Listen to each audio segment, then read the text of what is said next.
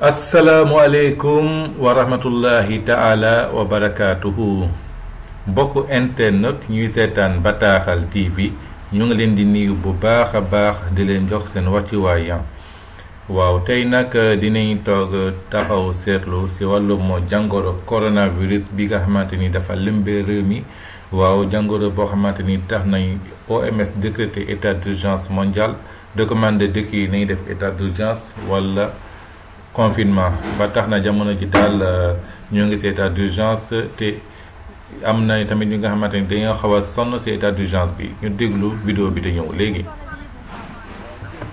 Quelques-unes de ces certitudes d'hier, et quand on dit hier, c'était il y a 6 semaines, qui n'en sont plus aujourd'hui. La première, le taux de létalité du virus, le taux de mortalité du virus, qui était présenté comme très élevé. Oui, on pensait au départ que ce virus était très meurtrier. Écoutez.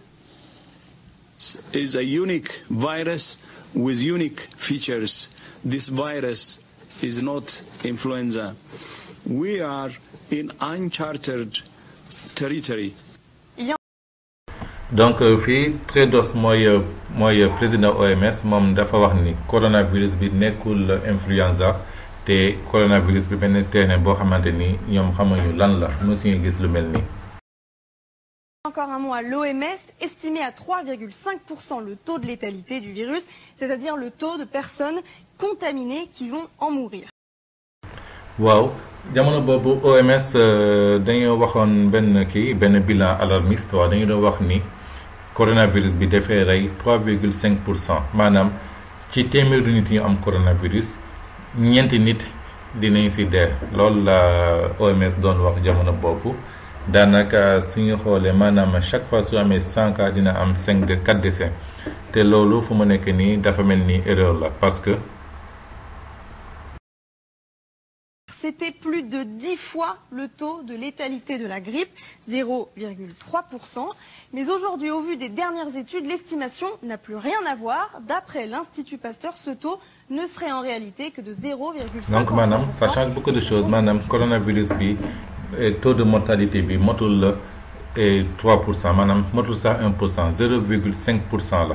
Madame, dañu war a am ñaari téeméeri cas pour nit génn ci àdduna kon coronavirus bi nekkul loo xamante ne dafay rey noonu. Évidemment, ça change effectivement beaucoup de choses.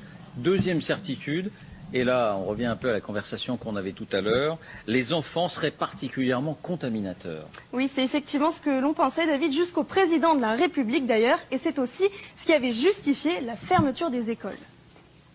Nos enfants et nos plus jeunes, selon les scientifiques toujours, sont celles et ceux qui propagent, semble-t-il, le plus rapidement le virus. On a, si vous voulez, procédé par analogie avec la grippe saisonnière, parce que les enfants, effectivement, étant réservoirs à virus et n'ayant pas énormément de symptômes, pouvaient contaminer la famille, l'entourage, etc.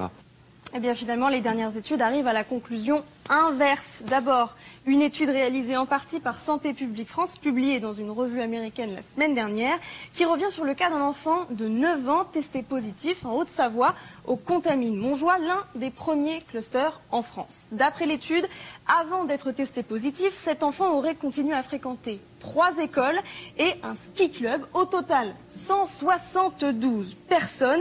Eh bien, il en a contaminé aucune, pas même ses 2 frères et sœurs. waaw coronavirus bi comme ni nga ko xamee dañuy doon faral di wax dafa gaaw a wàlle daanaka sa bëri woon na exagération gis nañ sa ay vidéo bi wane ni ku am coronavirus su laalee buntu galal buntu bi def lay wàll su laalee table galal table def lay wàll waa xale yi tamit dina wàlle affaire yooyu yëpp waaw donc léegi suñu sukkandikoo ci données statistiques bu ni am waaw Institut Pasteur ci seen bopp bu nekk France gis nañ ni daal te virus bi du wàlle comme ni ko xalaata woon ndax am na benn xale bu amoon coronavirus te kooku jamono boobu nekk na ak nit yu bëri waaw suivre nañ 172 contacts te 172 contacts yëpp kenn amoo ci coronavirus te moom dafa doon laal dafa doon fo dafa doon kii même waa këram sax wàllu leen kon virus bi du gaaw wàlle na. L'étude confirme ce diagnostic. Elle a été menée cette fois par l'Institut Pasteur à Crépy-en-Valois dans l'Oise.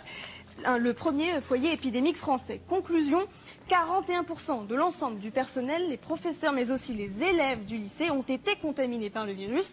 Mais le risque que les lycéens le transmettent ensuite à leurs parents n'était que de 17% et à leurs frères et sœurs de 21%.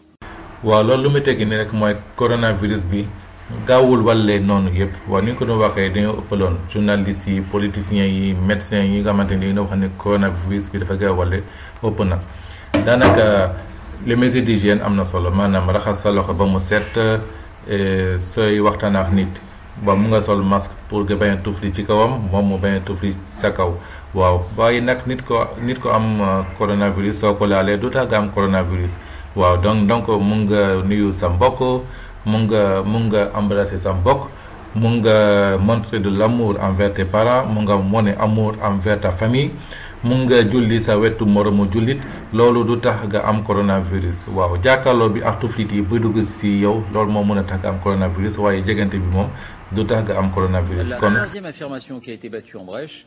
Le virus est là pour des mois, rien ne va changer parce qu'il est totalement insensible à la chaleur. Et oui, écoutez ce que disait... waaw ñu ngi fàttaliku Donald Trump waxoon na ni virus bi dafay jeex ci été bi parce que virus bi ñemewul tàngaay waaw waa OMS dañoo weddi woon Trump ñu wax ni Trump dafa wax lu ko neex daanaka virus bi ragalu tàngaay waaw mais dafa mel ni jamono ji daal gis nañ ni te virus bi jamono nu muy évoluer nii nu muy jeexee nii daanaka virus bi mënul résister ci jamono tàngaay mënul résister ci jamono tàngaay donc am na yaakaar daal su tàngoor bi ñëwee daal virus bi dina jeex complètement waaw waaye loolu nag Olivier Véran moom dafa weddi Donald Trump nee na du tàngoor bi moo tax virus bi dem lii moo tax virus bi dem le fait que ñuy génn di ubbi bunt yi di ubbi fenêtre yi mooy tax virus bi génn loolu la Olivier Véran wax daanaka confinement bi mooy tax virus bi la continuer di wàll. C'est le confinement qui provoque la propagation du virus. Ñu déglu ko te ñëw. Sur la fin de l'épidémie, en fait, hélas, il a l'air assez résistant à la chaleur et au beau jour, ce virus, de ce qu'on en sait. Mauvaise nouvelle. Mais en réalité, vous savez, ce qui fait que la grippe s'arrête au printemps, c'est pas la chaleur, c'est qu'en fait, au printemps, qu'est-ce qui se passe? On ouvre les fenêtres, on ouvre les portes, on n'est plus confiné dans des lieux, on va dehors. Et donc, c'est le confinement qui provoque la circulation du virus. Le ministre français de la santé moo doon waxee noonu donc si ñu comprendre rek dans l'ensemble waa OMS politiciens yi ak médecins yi doon wax ne corona bi dafay rey corona bi dafa graw corona bi dafa kii lu médecins yëpp nag am na ay médecins yu waxoon ni grippe kese la ay médecins yu waxoon ni tamit corona bi jarul ragal amoon na également ay médecins yu doon wax ni état d'urgence bi ak couvre-feu bi ak confinement bi jarul ko baaxul. waaye médecins yi doon wax ni il faut ñu def couvre-feu il faut ñu def état d'urgence il faut nit ñi bañ a génn il faut nit ñi bañ a dajaloo ñoom yëpp dañoo juum jamono ji parce que suñu amee statistiques yi dañoo jëm ci statistiques yi tax coronavirus bi maladie boo xamante ni c'est vrai jàngoro la waaye jàngoro bi du rayee comme ni ko doon xalaatee du wàlle tamit comme ni ko doon xalaatee te yaakaar naa ni tamit sunu gouvernement yi tamit am nay données yooyu ndax même Sénégal sax suñu xoolee statistiques yi. waaw statistique Sénégal daanaka am na 45 décès sur 3739 cas confirmés maanaam 7000 donc suñu xoolee données statistique Sénégal daanaka c'est 1,2%. bon sori na 3,5% waaye tamit sori na 0,5% waaye loolu tamit ça s'explique parce que Sénégal amuñu moyen trop te aussi cas confirmé yi tamit daanaka cas yu nga xamante ni def nañ leen test ba xam ne am nañ coronavirus kon 1% kon ñi am coronavirus te jotaguñu leen testé ëpp na 3739 kon dans l'ensemble mun nañ wax ni Sénégal daal aussi bon le taux est négatif est très faible maanaam ay 1% lañu am donc c'est moins de 1% lañu am ci Sénégal loolu moo wane nii rek que coronavirus bi wax dëgg yàlla nekkul jàngoro boo xamante ni dafay rey lu bëri nekkul jàngoro boo xamante ni jar na tiitaange bu rëy torop ni ñuy raxas suñuy loxo suñuy wax ak nit ñi nañu ni toll suñu masque suñuy waxtaan ak nit ñi waaye nag mun nañ seeti suñu mbokk mun nañ waxtaan ak suñu mbokk mun nañ jege suñu mbokk mun nañ uuf suñu doom yi mun nañu kott suñu papa mun nañu nekk ak sunu yaay jege leen sunu xarit loolu daal